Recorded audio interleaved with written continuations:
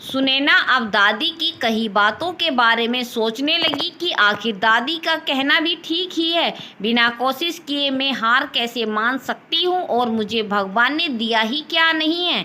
एक अच्छी ज़िंदगी दी, एक अच्छा ससुराल दिया, माँ बाप जैसे सास ससुर मिले, और संतोष भी तो पति बहुत अच्छे हैं। कभी मुझ पर हाथ नहीं उठाया, कभी मुझे गाली या भला बुरा नहीं कहा, और ना ही मेरी किसी ज़रूरत को अधूरा रहने दिया। बस मिला नहीं तो मुझे मेरे पति का प्यार, जिसके बिना मैं अधूरी हूँ।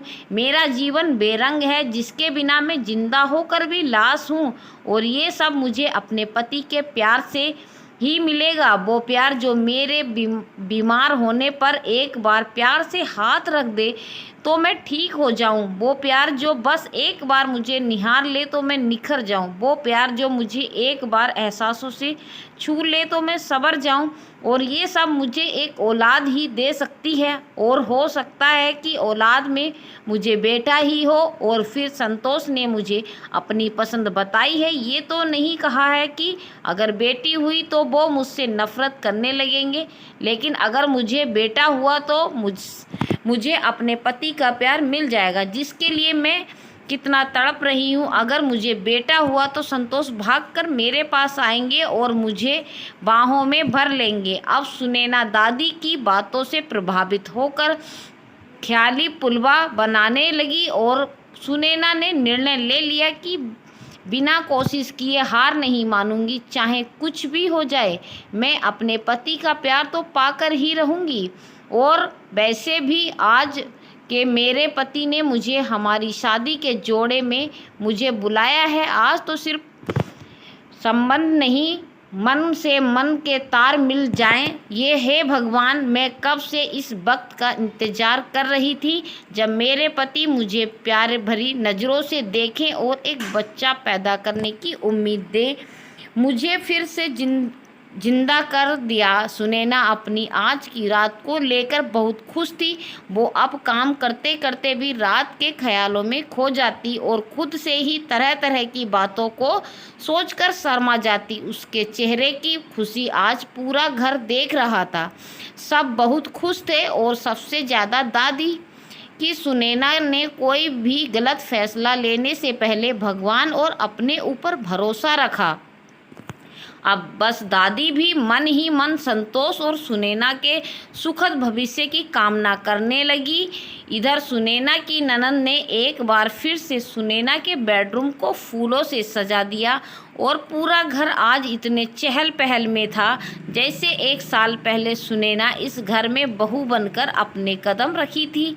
सुनैना की सास ने सुनैना को आज काम करने से मना कर दिया और खुद को सजाने संवारने के लिए कहा। सुनैना को भी सबके चेहरे पर खुशी देखकर लगने लगा कि उसने भी संतोष को एक दूसरा मौका देकर बहुत ही सही फैसला लिया, क्योंकि कुछ भी तोड़ देने से अच्छा है कि उसे जोड़ कर रखा जाए तो मन को सुकून मिलता है। धीरे धीरे शाम हो गई, और साथ ही संतोष के सुनैना से तो एक एक पल नहीं कट रहा था। वो किसी ना किसी बहाने से या तो छत पर चढ़कर संतोष को देखती या फिर घर की चौखट के पर्दों के पीछे से झांकती। थोड़ी देर बाद संतोष भी घर आ गया। अब तो सुनैना की जैसे सांसें ही बढ़ गई हों। उसे अब संतोष के सामने जाने में शर्म आने लगी। ऐसा नहीं था कि जो आज सुनैना और संतोष के बीच होने वाला था वो सुनैना के लिए पहली बार हो, पर सुनैना अपने पति के प्यार को महसूस करना चाहती थी। उसकी छुअन, उसका एहसास, उसकी बढ़ती हुई सांसें नहीं बनना चाहती थी, बल्कि वो एहसासों से भी संतोष से जुड़ना चाहती थी। वो संतोष था कि इस मिलन को बस एक अपने शरीर की ज़रूरत समझकर सुनैना के साथ संबंध बना लेता है, और जब ये ज़रूरत ख़त्म हो जाए तो बिना सुनैना की तरफ देखे दूसरी तरफ मुँह करके सो जाता। तो वो संबंध बनाते समय भी कभी भी सुनैना की तरफ ना तो देखता और ना ही उसे कभी सुनैना की सुंदरता से प्रभावित होता। उसे तो ज़रूरी लगता बस वो उतना ही करके अपनी वासना को पूरा कर लेता, और सुनैना को बस यही बहुत चुभता। तो वो संतोष के साथ रोमांस करना चाहती थी और संतोष ठहरा अनरोमांटिक इंसान, पर आज सुनैना अपने और संतोष के बीच की इस कमी को भी पूरा करना चाहती थी। वो इस मिलन में अपना भी सहयोग देना चाहती थी और संतोष की सिर्फ एक ज़रूरत नहीं बल्कि उसकी ज़िंदगी बनना चाहती थी।